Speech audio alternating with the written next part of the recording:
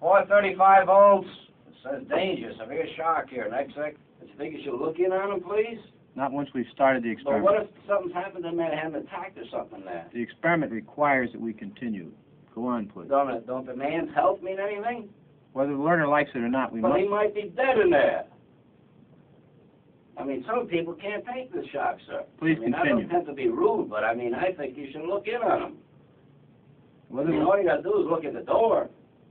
I don't get no answer, no noise. Something I think has happened to the gentleman in there, sir. we must continue. Go on, please. You're gonna keep giving him what, 450 volts heavy shot now? That's correct. Continue. The next word is white.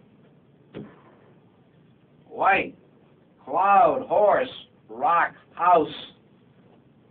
Answer, please. The answer is horse, 450 volts. Next word, sad, face, music, clown, girl.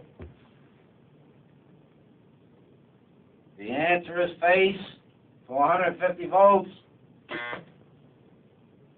Next one is short, sentence, movie, skirt, time. All right, excuse me, teacher. We'll have to discontinue the experiment. I'd like to ask you a few questions, if I may. I'd like to ask you, how do you feel, by the way? I feel all right, but I don't like what's happened to that fellow in there. He's been howling, and we had to keep giving him shocks. I didn't like that one bit. I mean, he wanted to get out, and he just kept going, kept throwing 450 volts. I didn't like that. He wouldn't even look at him, that gentleman. Well, who was actually pushing the switch? I was. But he kept insisting. I told him no, but he said, he's got to keep going. I told him it's time we stopped when we got up to 195, 210 volts. But why didn't you just stop? He wouldn't let me. I wanted to stop. I kept insisting to stop, but he says no. I told him to look in on the fellow there, but he wouldn't do it. Actually, the shocks are not dangerous at all. Well, I mean, I didn't hear no more answers from the fellow. I figured he should be looked in on anyway, but he wouldn't do it. Well, let me ask you something. Is there anything that Mr. Wallace in there could have said that would have gotten you to stop? Oh, no, I didn't hear you. The only thing I heard is the shock wasn't too bad. Well, is there anything that Mr. Wallace could have said that would have gotten you to stop? Something that he said that would have got me to stop? Yeah. No.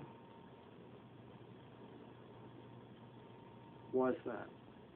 He didn't say anything about making me stop. No, but is there anything that Mr. Wallace could have said that would have caused you to stop giving the shocks, no matter what the experimenter had told you? Well, I figured 200, the voltage we're giving were quite a bit. I wanted to stop, but he kept insisting not to stop.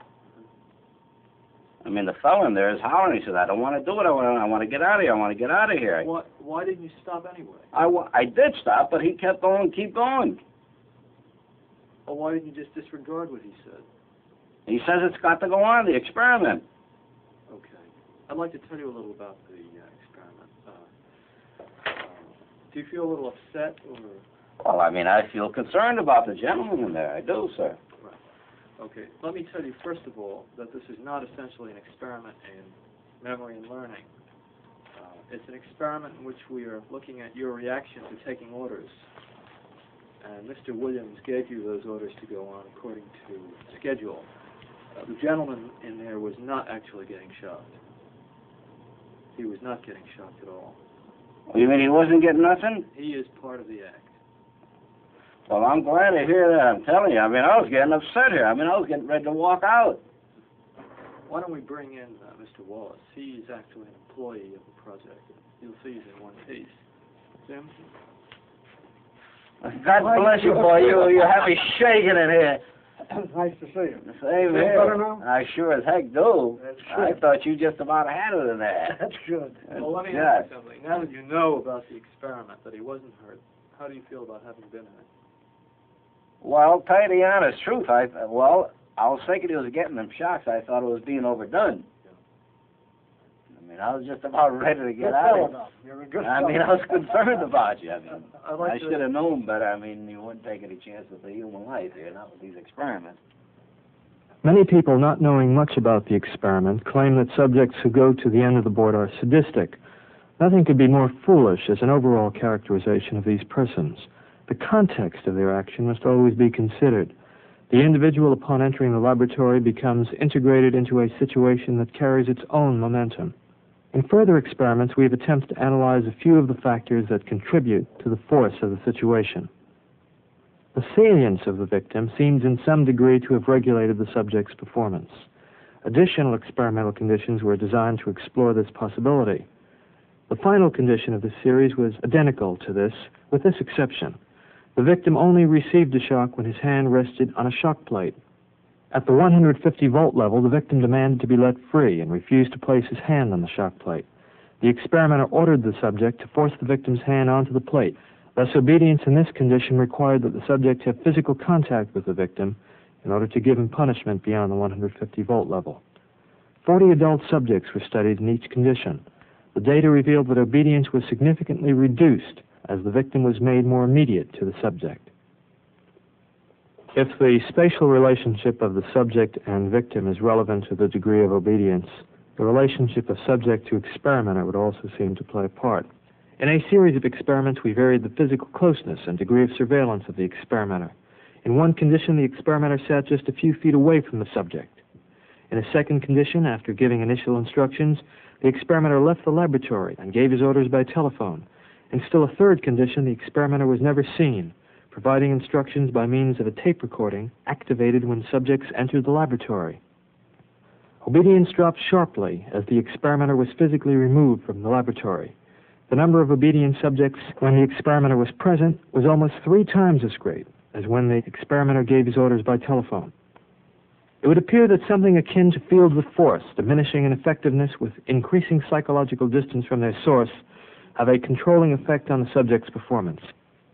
A considerable amount of obedience and defiance in everyday life occurs in connection with groups, and we had reason to feel, in the light of many group studies already done in psychology, that group forces would have a profound effect on reactions to authority. A series of experiments was run to examine these effects. In all cases, only one naive subject was studied each hour, but he performed in the midst of actors who, unknown to him, were employed by the experimenter. In one experiment, the actors broke off in the middle of the experiment. When this happened, 90% of the subjects followed suit and defied the experimenter. In another condition, the actors followed the orders obediently. This strengthened the experimenter's power only slightly. In still a third experiment, the job of pushing the switch to shock the learner was given to one of the actors, while the naive subject performed a subsidiary act.